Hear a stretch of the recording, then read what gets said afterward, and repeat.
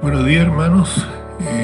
Nuevamente preparados para comenzar esta escuela dominical, esperando que el Señor bendiga a cada uno de los que se va a conectar. Así que vamos a proseguir con el estudio del libro de Apocalipsis. Pero antes de ir más allá, tengamos un momento de oración. Padre Santo, damos gracias, Señor, por el privilegio de tenerlo a usted, Señor, como nuestro Padre, a Jesucristo, nuestro Salvador, y su palabra, Señor, que es nuestra guía de fe y práctica. Le pido que usted bendiga este estudio y que cada uno de nosotros podamos sacar el máximo de provecho. Porque en nombre de Cristo lo pedimos. Amén. Vamos a comenzar entonces hoy con la lección 7 de Apocalipsis, que va de Apocalipsis capítulo 2, versículo 8 al 11, donde dice: Y escribe al ángel de la iglesia en Esmirna, el primero y el postrero, el que estuvo muerto y vivió, dice esto: Yo conozco tus obras y tu tribulación y tu pobreza, pero tú eres rico, y la blasfemia de los que dicen ser judíos y no lo son, sino sinagoga de Satanás. No temas en nada lo que vas a padecer. He aquí, el diablo echará a algunos de vosotros en la cárcel para que seáis probados, y tendréis tribulación por 10 días. Sé fiel hasta la muerte, y yo te daré la corona de la vida. El que tiene oído, oiga lo que el Espíritu dice a las iglesias. El que venciere no sufrirá daño de la muerte segunda. Aquí pueden ver ustedes la ubicación en el mapa de Turquía de la ciudad de Esmirna, en la actualidad Smir. Una iglesia, como dice la Biblia, pobre y perseguida, pero rica. Así se ven el día de hoy las ruinas de lo que fue la ciudad de Esmirna en tiempos bíblicos. Así como se aprecia el día de hoy la ciudad de Izmir en Turquía, la antigua Esmirna de tiempos bíblicos. Continuaremos entonces con Apocalipsis 2, del 8 al 11, el mensaje a esta iglesia en Esmirna. El destinatario es la iglesia en Esmirna. Esta iglesia estaba a unos 60 kilómetros de Éfeso y era considerada como el puerto más seguro de su tiempo. Tenía una economía floreciente porque estaba en la principal ruta de comercio de Roma a India y Persia. Alejandro Magno personalmente planificó la ciudad y fue llamada el adorno de Asia, a causa de su belleza y esplendor. Ahí vivían muchos judíos, sin embargo, Esmirna era una ciudad abrumadoramente pagana. Una de sus calles principales, la calle del Oro, tenía en un extremo el templo a Zeus y en el otro extremo uno a Cibeles, la madre de los dioses. Esmirna también era el centro de la adoración al emperador romano y se enorgullecía por tener un templo dedicado a Tiberio César. Esmirna era notable por su maldad, fortuna y oposición al Evangelio de Cristo como ciudad, distinta a las demás ciudades de las cartas que fueron enviadas aquí en Apocalipsis. Esmirna todavía es una ciudad grande, y como les decía, hoy es llamada Izmir, y en ella se pueden encontrar iglesias cristianas fundamentales. La ciudad de Esmirna era un lugar en que resultaba difícil mantener el testimonio cristiano, pero la evidencia hoy día muestra que ese testimonio fue mantenido. Esmirna viene de la palabra mirra, que significa amargura. La mirra era un ungüento usado para embalsamar los cuerpos para su sepultura y fabricado machacando las hojas de una planta. Esmirna entonces era un nombre muy interesante, ya que profetizaba las pruebas y persecuciones de esta iglesia, que literalmente fue machacada por Cristo, pero no perdió su testimonio ni su favor por proclamar las buenas nuevas. Fue a esta iglesia a la que Cristo envía su mensaje más breve, y todo el mensaje era un elogio y palabras de aliento. Ahora, la descripción de Cristo.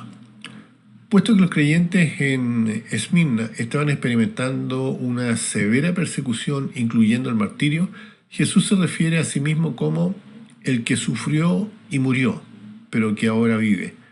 Ya que Él venció la muerte, ellos también vencerán. Esa es la idea. Siendo el primero y el último, ha probado la muerte en lugar de cada creyente y le ha quitado su aguijón. Nos concentraremos ahora en el elogio. El Señor asegura a los creyentes de Esmirna que Él conoce el servicio fiel que le han prestado a pesar de la gran persecución y de la pobreza que padecen. En la realidad, ellos eran muy ricos desde el punto de vista del Señor, aunque hubieron perdido todo en esta vida a causa de Él, porque estaban ganando recompensas eternas.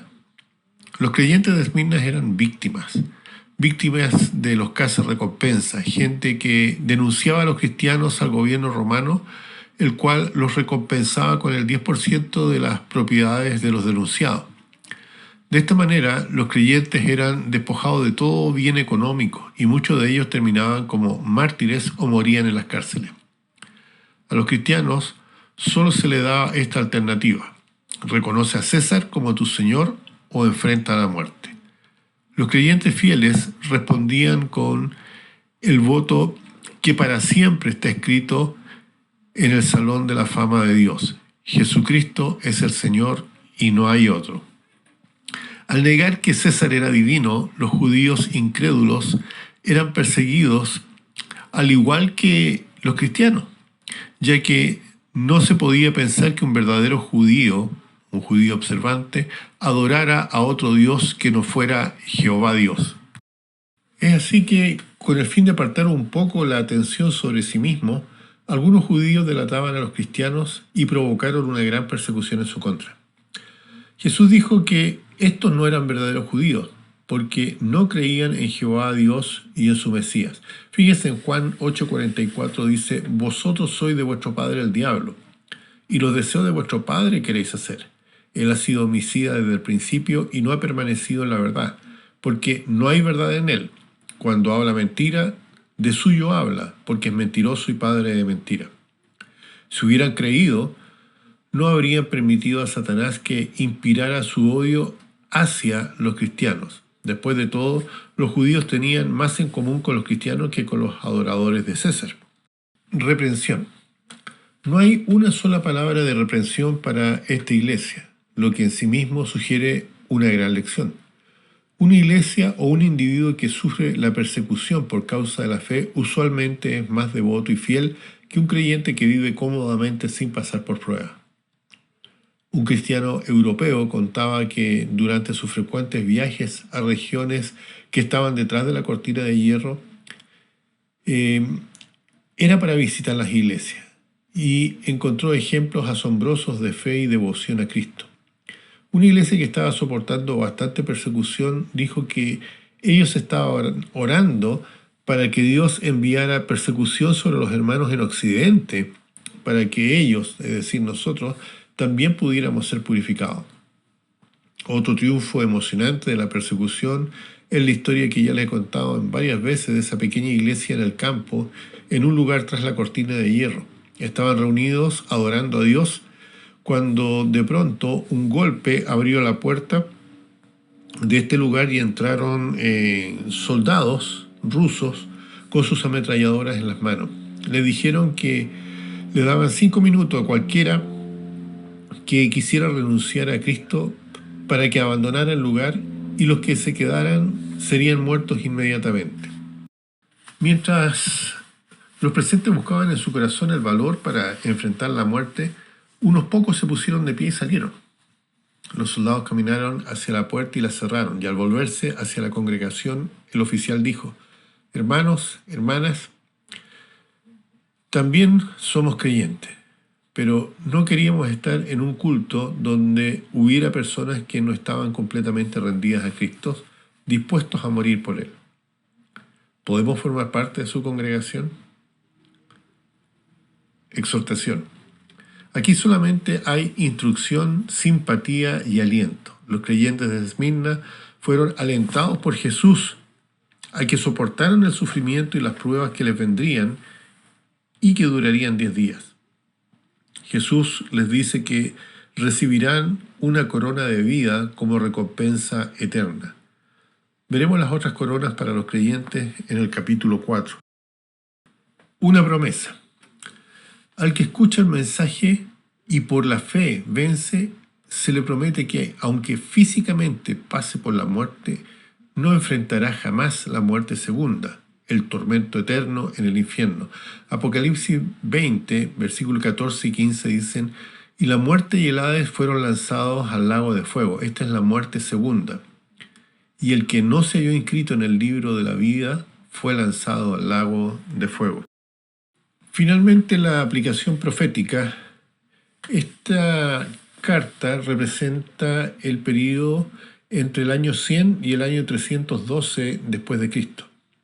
Los sufrimientos de la iglesia de Esmirna profetizan la gran era de persecución en contra de los cristianos que ocurrió bajo los 10 césares diabólicos.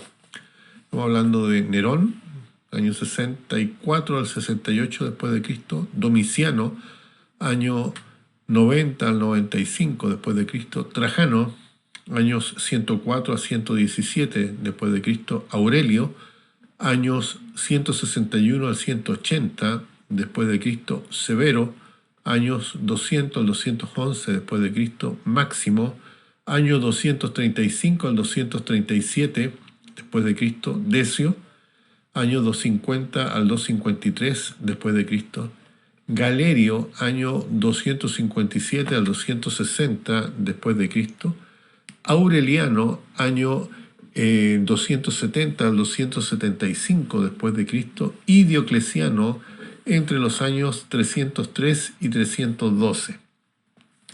Durante este largo y difícil periodo, los motivos de las iglesias fueron purificados. Millares de cristianos tuvieron que enfrentarse al martirio y a la muerte antes que renunciar a Cristo o jurar alianza con César como Señor. Cuando uno ve las ruinas del Coliseo en Roma, puede ver la fundación del Coliseo, aún podríamos decir manchada con sangre de los mártires. Este fue un periodo de gran testimonio y de fe heroica. Aún el malvado imperio romano, sin embargo, finalmente fue vencido por el testimonio de todos aquellos cristianos. Concluimos así la lección de hoy día, esperando que este mayor conocimiento de la edad de la iglesia sea de provecho para cada uno de nosotros. Ahora vamos a terminar con un momento de oración, agradeciendo al Señor por su bondad. Padre Santo, damos gracias, Señor, por esta clase. Pido que usted bendiga a cada uno de los que participaron, Señor, que podamos sacar provecho de lo que usted nos está mostrando a través de su palabra y que sus bendiciones sean sobre las familias que están participando, las familias de la iglesia, Señor, que usted los cuide y los proteja.